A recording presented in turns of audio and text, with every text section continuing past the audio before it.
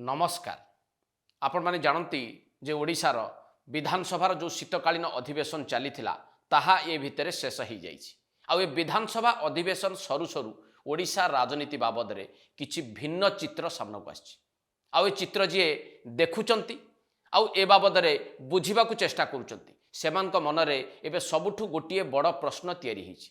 से प्रश्नटी कोन जे ओडिशा राजनीति रे कौनसी राजनैतिक दल कोन एक प्रमुख आउ सशक्त विरोधी दलर भूमिका निभे पारिबेनी।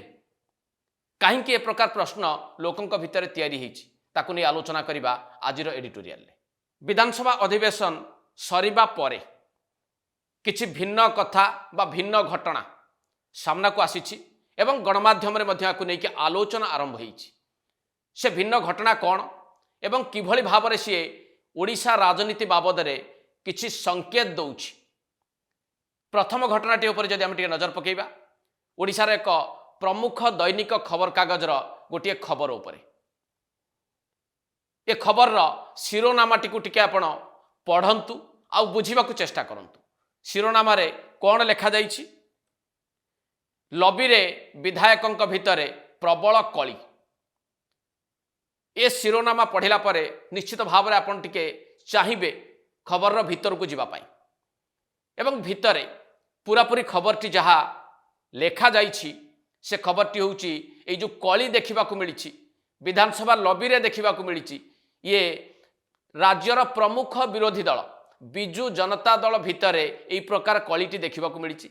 बिजु जनता दलर सदस्य मानक भितरे ए कलिटी हेइथिबा ए खबर रे लेखा जाइछि।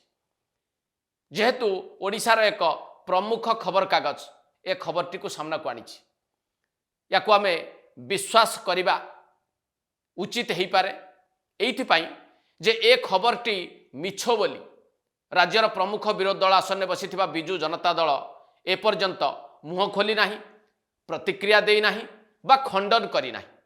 अतएव जेतेबेले गोटे प्रमुख खबर कागज एभली एक खबर को सामना को आनिछि जे राज्यर प्रमुख विरोधी दलर अवस्था एभली हेलानी विधानसभा लबी रे गंडगोल होउछि, कली करूछंती विधायक माने। ए खबरटी जो भली भाव में सामना को आसी आ जहाँ एथिरे लेखा जाइछि ताकू जीए पढ़िबो से निश्चित भाव में बुझी पारिबो जे राज्यर प्रमुख विरोधी दलर अवस्था कोउठी पहुंची गलानी। 24 वर्ष शासन क्षमतार थिबा गोटिए दल जदि क्षमतारू चली जाए एते शीघ्र एई प्रकार दयनीय स्थिति देखिबा को मिलिबो आकु के कल्पना भी करि नथिबे। स्थिति एभली हेलानी दल भितर जे केवल विशृंखला बढ़ुची बा दलर नेता मानक भितर समन्वयर अभाव देखा मिलूची ता नुहे, नेता माने परस्पर भितर गंडगोल करने आरंभ करदे। एइथुरु राज्यर प्रमुख विरोधी दलर वर्तमान अवस्था कौन ताहा भल भावे बुझा जाई पारे। या पूर्वर आपनकर मने थिबा आमे एकाधिक बार आलोचना भी करिसंती बीजेडी रे आभ्यंतरीण स्थिति आदौ भल नाही। बीजेडी एक प्रकार दुई भाग रे विभक्त हैला भली लोक माने मध्य बुझी नेलेनी। गोटे भाग रे रहिचंती पांड्यानकर अनुगामी जहां को पांड्यान पंथी बोली बुझा जाई पारे। अन्य भाग रे रहिचंती जो माने पांड्यानकर नेतृत्व को मानिबा को प्रस्तुत नुहंती बा अण पांड्यान पंथी। एई भली भाव रे बिजु जनता दल दुई भाग रे विभाजित हैला भली सामना को देखा जाउछि ना नाही। आउ चलित विधानसभा अधिवेशन में जहाँ देखा मिला कहार कहा सहित समन्वय नाही। वरिष्ठ नेता मान को कोण ठेसा करके रखा जाइछि, नुआ नेता को आगो को छाड़ी दिया जाइछि एवं दलर दुर्बल प्रदर्शन एक कथा को प्रमाणित करदेला जे राज्यर प्रमुख विरोधी दलर स्थिति आउ भल नाही। ये हूँ बिजु जनता दल वर्तमान स्थिति जहाँ एक प्रमुख खबर कागज अधिक भावे प्रमाणित करिछि। से बेले आउ गोटे घटना मध्य लोकं को भाविबा पई बाध्य करिछि। से घटनाटी कौन जेतेबेले नुआपड़ा उपनिर्वाचन फलाफल सामना को आसिला तापर लोकंक मनरे गोटे ए प्रकार भावनाटी तैयारी हैला जे राज्यर प्रमुख विरोधी दल आसन को अख्तियार करिबा पई जदि कांग्रेस चेष्टा करे हुए तो कांग्रेस पई लाभदायक हेई पारे। कारण ये जो नुआपड़ा उपनिर्वाचन फलाफल रे बिजु जनता दल को 2 नंबर रु 3 नंबर को ठेलीदेला कांग्रेस एवं 2 नंबर स्थान अख्तियार कला कांग्रेस। एथुरु गोटे प्रकार धारणाटीए तैयारी हैला बा धारणाटीए तैयारी हबारे समर्थ हैला जे जदि कांग्रेस नेतृत्व चाहती ताहले ओडिशा रे दल को शक्तिशाली करा जाई पारे। जदिओ सर्वभारतीय स्तर में कांग्रेस स्थिति अत्यंत दयनीय किंतु ओडिशा रे कांग्रेस नेतृत्व जदि चाहती ताहले स्थिति को टिके मजबूत करि पारंते प्रकार गोटे संकेत मिलिला नुआपड़ा उपनिर्वाचन फलाफल किंतु ए संकेत परे कांग्रेस नेतृत्व को बुझी पारिछि कि याकू नहीं कि आगो को बढ़िबा को चाहूछि कि यदि एभली प्रश्नर उत्तर खोजिबा ताहले सीधा भाव में कह जाय पारे ना।